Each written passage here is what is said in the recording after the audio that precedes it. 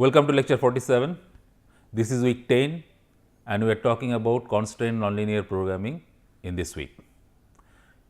In our previous lecture, we have talked about successive linear programming for solution of nonlinear programming problems. In today's lecture, we will talk about a similar method, and this is successive quadratic programming approximation of a general nonlinear programming problem and a solution method based on that.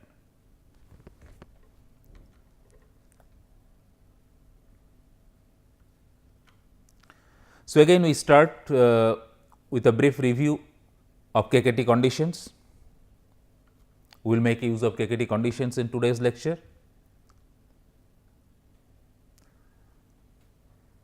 So, we have a general nonlinear programming problem, minimization of objective function f x, which is a function of n variables subject to p inequality constants, all are less or equal to type, and m number of equality constants. So, we first formulate the Lagrangian, define Lagrange multiplier and KKT multiplier for each of the constants, and then formulate the Lagrangian, the gradient conditions, which is del L del x I equal to 0.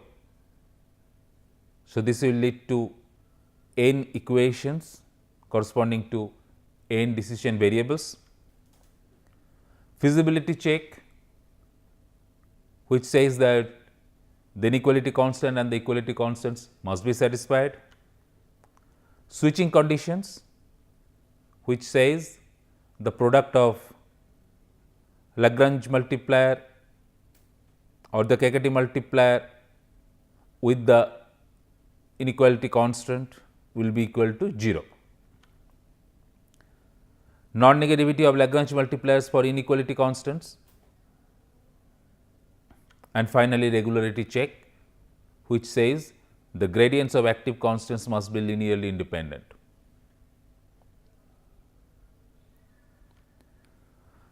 Now, let us first talk about quadratic programming problems. We are familiar with the structure of a general nonlinear programming problem.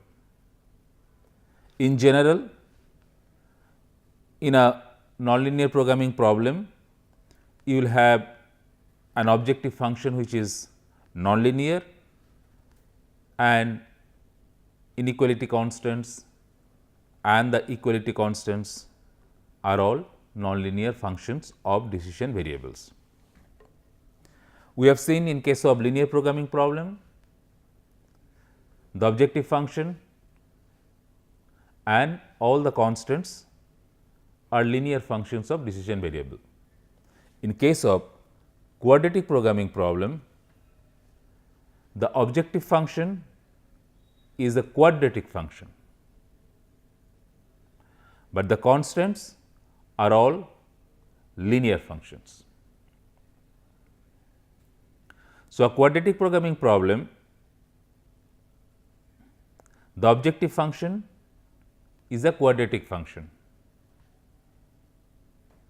but all the constants are linear. So, quadratic programming problem has a special form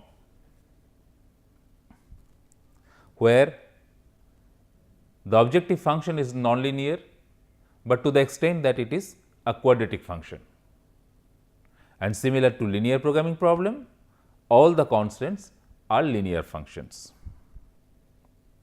So, perhaps we can intuitively think at this stage that it may be possible to solve a quadratic programming problem by use of a linear programming problem. The way we have solved linear programming problem, maybe it is possible by some modifications, we will also be able to solve the quadratic programming problem following the method of solution of linear programming problem. There are various applications of linear programming problems, there are various applications for quadratic programming problems. Some of them are listed here: least square approximation and estimation, The least square approximations and estimation lead to a quadratic programming problem, portfolio optimization, signal and image processing, computer vision, etc., optimal control, linear model predictive control, partial differential equation, constant optimization problems in computational fluid dynamics, shape optimization, sequential quadratic programming methods for solution of nonlinear programming problems, etc. So, there are various interesting applications of quadratic programming problems. Some of those are listed here.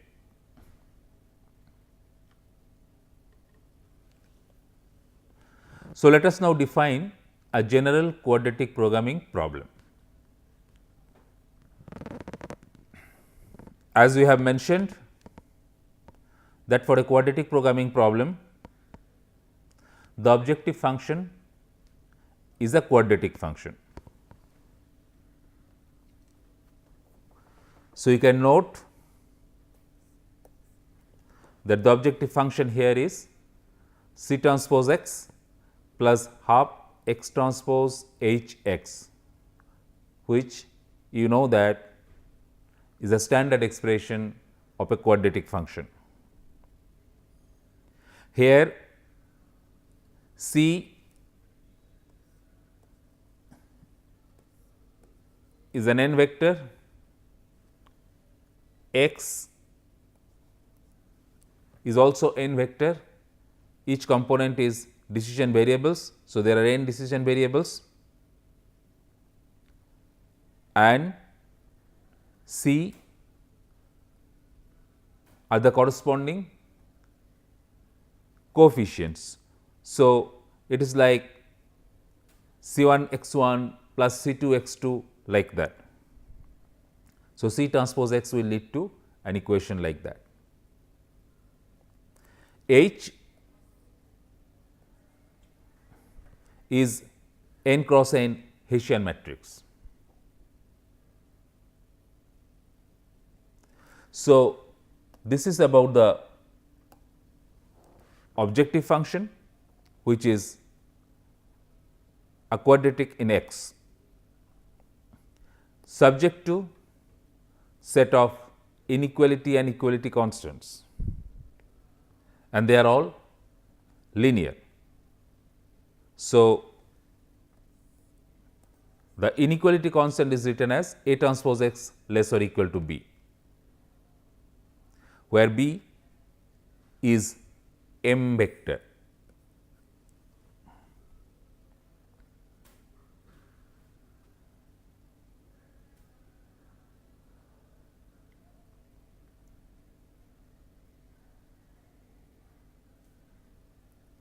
So, basically you will have an A matrix, you will have x vector and then you will have b vector.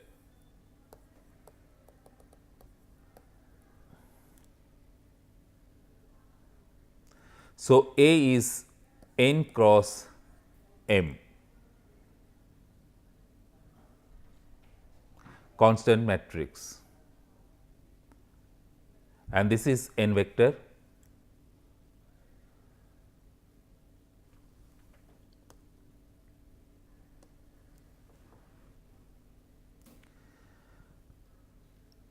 Next, you have a set of equality constant.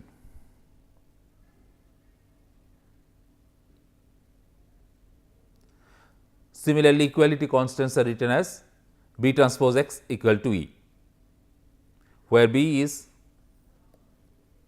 the constant matrix n cross p and E is a p vector which represents the right hand side. So, A transpose x less or equal to b, b represents the right hand side vector, B transpose x equal to E, E represents the right hand side vector, and non-negativity constant on the decision variables. So, this is a general formulation of a quadratic programming problem, where you have the objective function is a quadratic function C transpose x plus half x transpose h x, subject to A transpose x less or equal to B as the inequality constants, B transpose x equal to E as equality constants, and the non-negativity constants on decision variable x, which is written as x greater or equal to 0.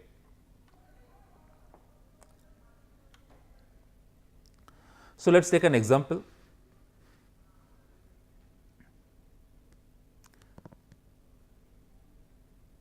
Objective function is given as minus 6 x 1 plus 2 x 1 square minus 2 x 1 x 2 plus 2 x 2 square, subject to x 1 plus x 2 equal to 2 and x 1 x 2 both are non-negative. The objective function is a quadratic function. Compare now with the general form. So, can you rewrite these equations into this form? We can do that. You need to identify that these expressions can be written as this. Note, this part is C transpose x and this part is x transpose H x. X is the n vector. So, x transpose is a row vector. So, x transpose H x and C transpose x. With help of that you can rewrite this original quadratic equation. Similarly, x 1 plus x 2 equal to 2 can also be written as B transpose x equal to 2.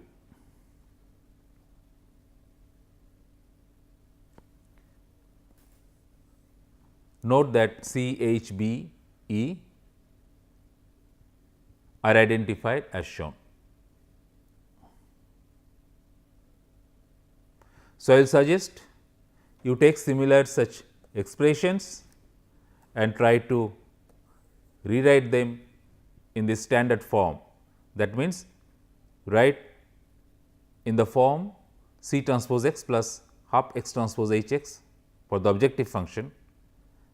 So, identify C and H, and depending on whether you have equality constants, inequality constants or both, you try to identify A and B and also write the constants in the matrix notation.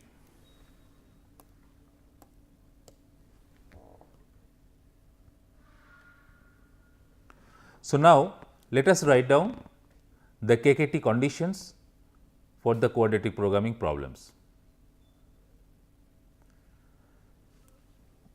So, the first thing is to introduce the slack variable to transform the inequality constants to equality constants.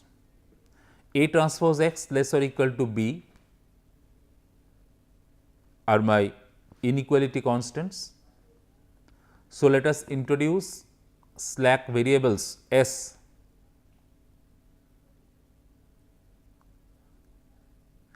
to each of these inequality constants, and in vector matrix notation we can write A transpose x plus S equal to B, and S is non-zero, sorry, S is non-negative. We know that the slack variables will be non-negative. So, note that S is the vector.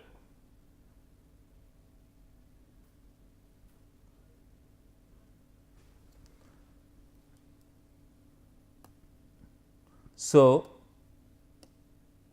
we have now converted the inequality constants to equality constants.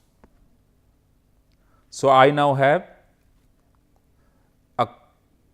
a objective function which is quadratic and all the constants which are of equality type. So, let us now define the Lagrangian.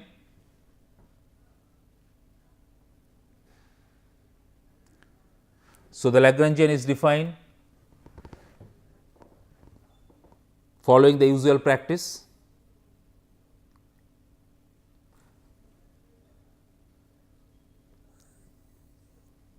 This is my equality constants which are transformed from the inequality constants. So, in the Lagrangian formulation, I have u as multipliers. So, u transpose into A transpose x plus S minus B, this term I get for this equality constants. Similarly, for the original equality constants in the original problem, B transpose x equal to E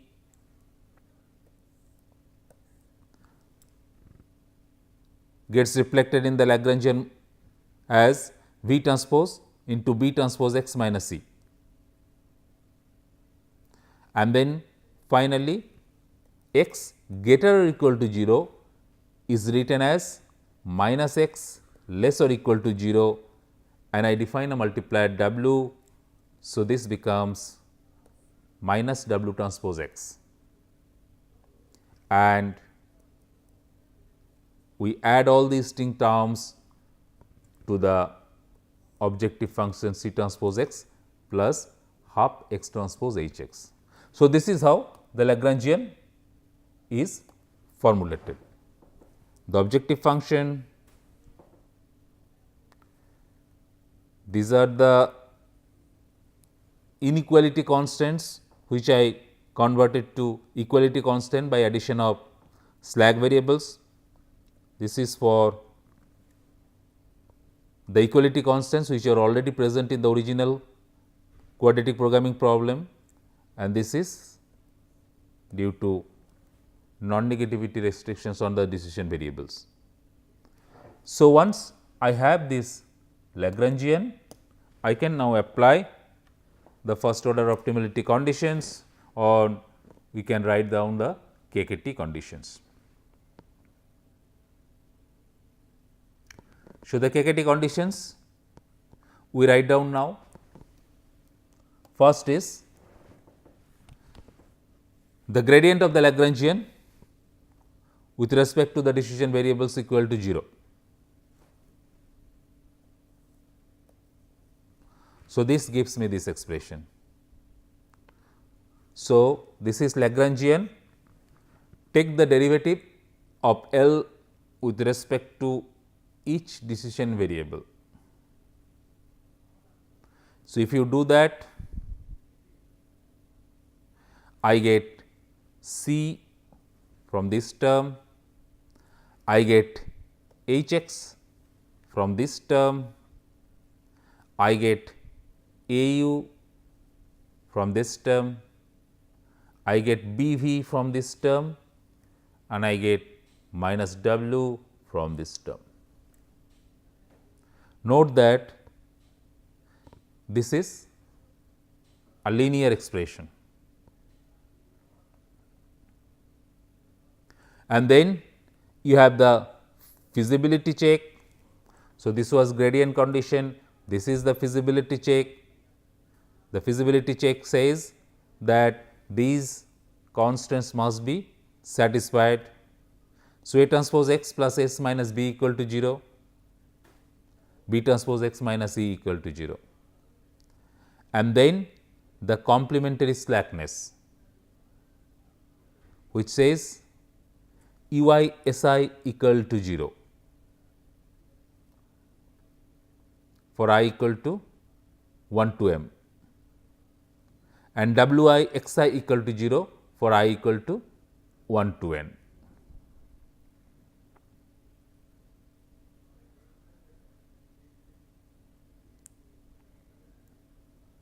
Note that there are m number of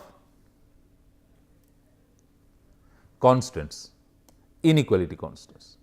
Note that there are m number of inequality constants.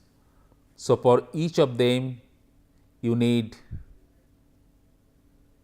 slack variables. So, this leads to ui si equal to 0 and these n decision variables needs wi xi equal to 0 for I equal to 1 to n. Note that si, ui and wi are all constant to be greater or equal to 0. The slack variables and the Lagrangian multipliers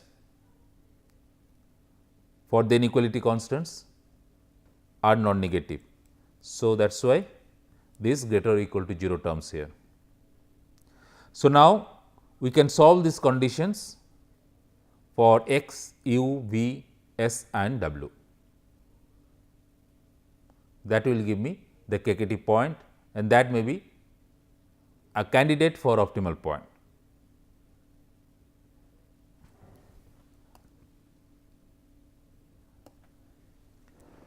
So, now we have seen that these are basically linear equations.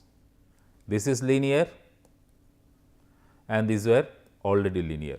So, now these equations can be written in a compact form using matrix notations. So, let us see how we will do that.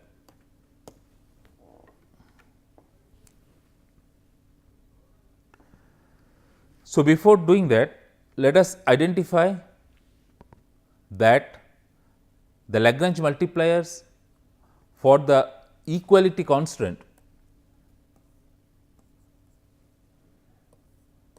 that means this v are free in sign.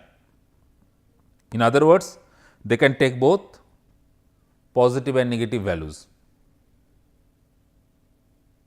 So, we can express them as the difference of two non-negative terms. So, this is what we do. So, replace v as y minus z with y greater or equal to 0, z greater or equal to 0. But u are the Lagrange multipliers for inequality constants and they are already greater or equal to 0.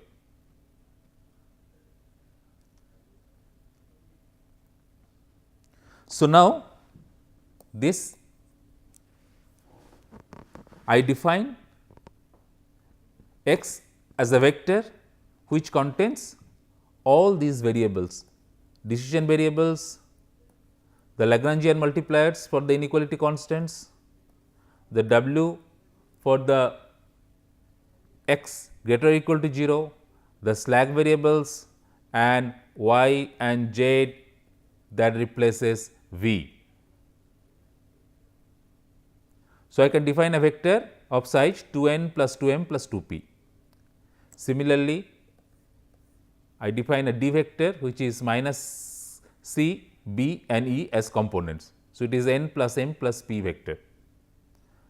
Now, if we define an n matrix using H as Hessian matrix A and B, an identity matrix and null matrix, I basically represents the linear systems of equations that we obtained when we applied the KKT conditions. That means, these set of equations. So, this set of linear systems can be represented in matrix notations using this definition of n, this definition of x and this definition of d by nx equal to d. So, those KKT conditions the linear systems corresponding to KKT conditions can be written as Nx equal to D, where N is this matrix, x and D are this vector and this vector respectively. The complementary slackness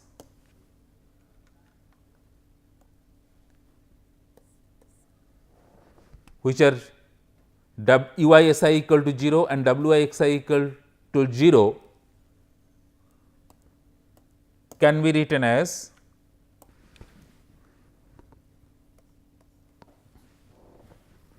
xi x n plus m I equal to 0 for I equal to 1 to n plus m, and xi greater or equal to 0 for I equal to 1 to 2n plus 2m plus 2p. Note that this is capital X. So, this capital X is the vector with the decision variable vector x, u, w, s, y and z. So, now if you look at these set of equations n x equal to d and this new complementary slackness condition, we see that except these complementary slackness conditions, I have a linear set of linear systems. I have a set of linear systems. Only the complementary slackness condition is nonlinear in variable xi. So, the solution to Nx equal to d, if that solution satisfies the complementary slackness condition, then it becomes a solution to the KKT point or solution to the original quadratic programming problem. So, I repeat, the KKT conditions of the quadratic programming problem can be written as Nx equal to d, which is a set of linear systems, which is a set of linear equations. The complementary slackness condition is nonlinear. So, the solution of Nx equal to d, if the solution of Nx equal to d satisfies the complementary slackness condition, then the solution become a KKT point and this becomes a solution to the original quadratic programming problem. So, except the complementary slackness condition, all the equations in the transformed KKT conditions are linear. A solution of the linear equations in Nx equal to d that satisfy the complementary slackness condition and the non-negativity constant is a solution to the original quadratic programming problem. The complementary slackness condition is nonlinear in variable xi, I equal to 1 to n plus m. Thus, the simplex procedure needs to be changed to accommodate this. A procedure developed by Wolfe and later refined by Hadley can be used, and the simplex method will converge in a finite number of steps provided the Hessian matrix H is a positive definite matrix. This method is based on the phase 1 of the two-phase simplex method that we have discussed earlier. So, what we get it is that the solution to the set of equation Nx equal to d we need to find out, and if that solution satisfies the complementary slackness condition, I have a solution to the original programming problem. Now, since the complementary slackness condition is nonlinear, the regular simplex method needs to be modified. That modification has been proposed by Wolfe and Hadley, and that modified method can be used, and the simplex method then converges in a finite number of steps provided the Hessian matrix is a positive definite matrix. So, we can conclude that the quadratic programming problem can be solved using a simplex method, where the simplex method needs to be modified to accommodate the nonlinear complementary slackness conditions. So, let us assume that we are able to solve a quadratic programming problem with nonlinear complementary slackness condition by a modified simplex method. So, then we know how to solve a quadratic programming problem.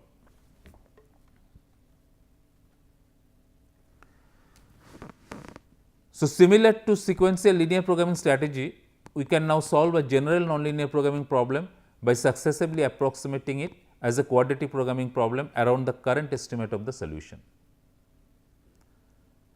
Similar to sequential linear programming strategy, we can solve a general nonlinear programming problem by successively approximating it as a quadratic programming problem around the current estimate of the solution x 0.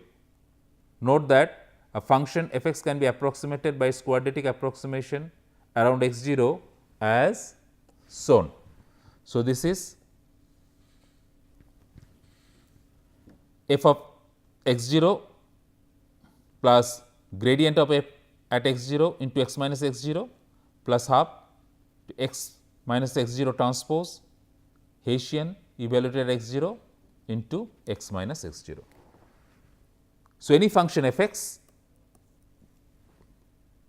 can be approximated by its quadratic approximation, which is this.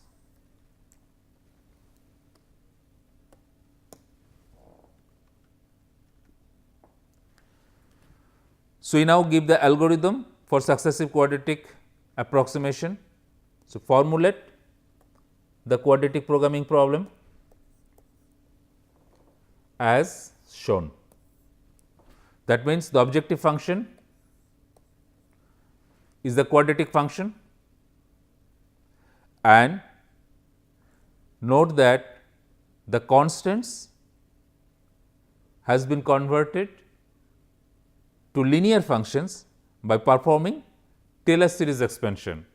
This we have learned during successive linear programming. So, the inequality constants and the inequality constants all are linearized by Taylor series expansion. So, this is the quadratic formulation. So, the quadratic objective function linearized inequality constant by Taylor series expansion and retaining only first order term, and also the equality constants linearized equality constant by Taylor series expansion and retaining the first order term, and the non-negativity restrictions. So, we solve now the quadratic programming problem and set the next estimate of the solution as x t plus 1 equal to x t plus d. So, this d is like x minus x 0 that you have seen in the previous slide.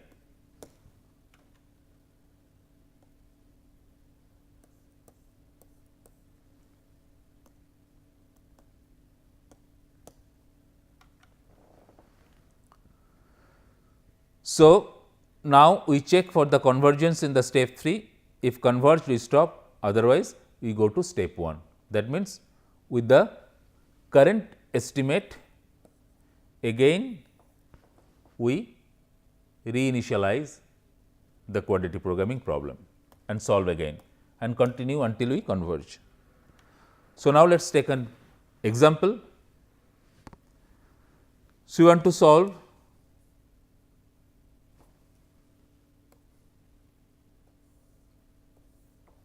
the problem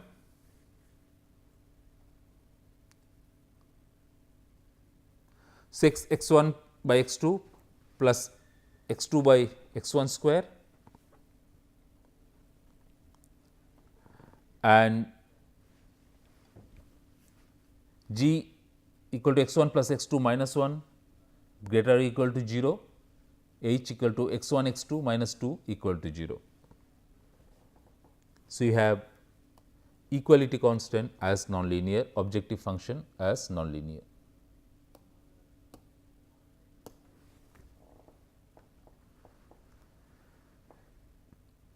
So, we start with an initial feasible estimate of x 0 equal to 2 0. That means, x 1 equal to 2, x 2 equal to 0. So, find out the function value at x 1 equal to 2, x 2 equal to 0, find out the value of the objective function and find out the value of the constants h at x 0 equal to 0, g at x 0 equal to 2. So, which is greater than 0, the point is feasible. So, evaluate the gradient, write down the expression for the gradient, Hessian and the gradient of the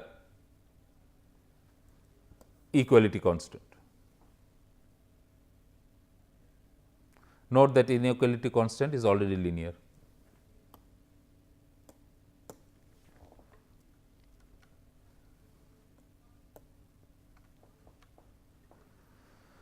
So, you can write down the first quadratic programming subproblem as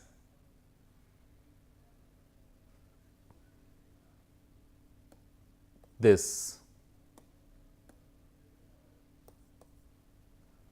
Note, this is coming from this. The gradient of the gradient of the objective function evaluated the current estimate into D plus half D transpose Hessian evaluated at current estimate into D. So, you make use of this to write this. So, this is the gradient of the objective function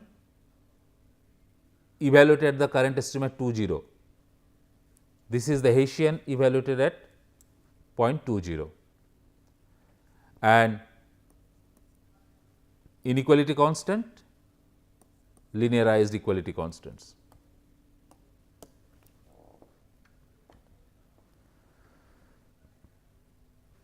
Now, the second constant, this you can use to write d 1 equal to minus 2 d 2. So, you can express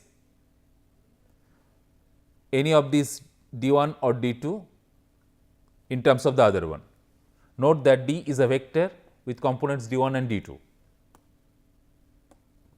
So, d 1 can be written as minus 2 d 2. So, then the solution of the single variable problem can be obtained analytically. So, note that this is you have compared it with this C transpose x plus half x transpose h x. Here x is D, D has components d 1 and d 2. Now, once I express d 1 as minus 2 d 2, I have a single variable problem. This can be solved analytically. I get the solution as d 0 equal to minus 0.9207, 0.4604. So, once I have the solution d 0, I can get the new point x 1 as x 0 plus d 0, which is 1.0793, 1.4604 as x 1 x 2. So, this is x 1, this is x 2. So, this has components like this. So, evaluate the function 5.687, equality constant is minus 0.424, inequality constant is greater than 0. So, the equality constant is violated, objective function has improved. So, you have to continue the procedure and then you can find the optimum with high accuracy. The true optimum is x 1 equal to 1, x 2 equal to 2, objective function equal to 5. So, we are already the objective function value at 5.687. So, if you do the next iteration, you will see that you have obtained the solution with high accuracy very close to 5. So, how will you do that? We have now the value x 1 as 1.0793, 1.4604. So, with this estimate again you have to reinitialize the problem. That means, you have to put the values of x 1 and x 2 in these, and then you will write the problem in this form. That means, you will obtain the second quadratic programming sub problem, and then you will solve for D, you will solve for D 1, then you will solve for x 2, which will be x of 1 and D of 1. So, that solution we will see that is very close to true solution 1, 2, and the objective function value will also be very close to 5. So, this is how you will be able to solve a general nonlinear programming problem using successive quadratic programming. With this, we stop lecture 47 here.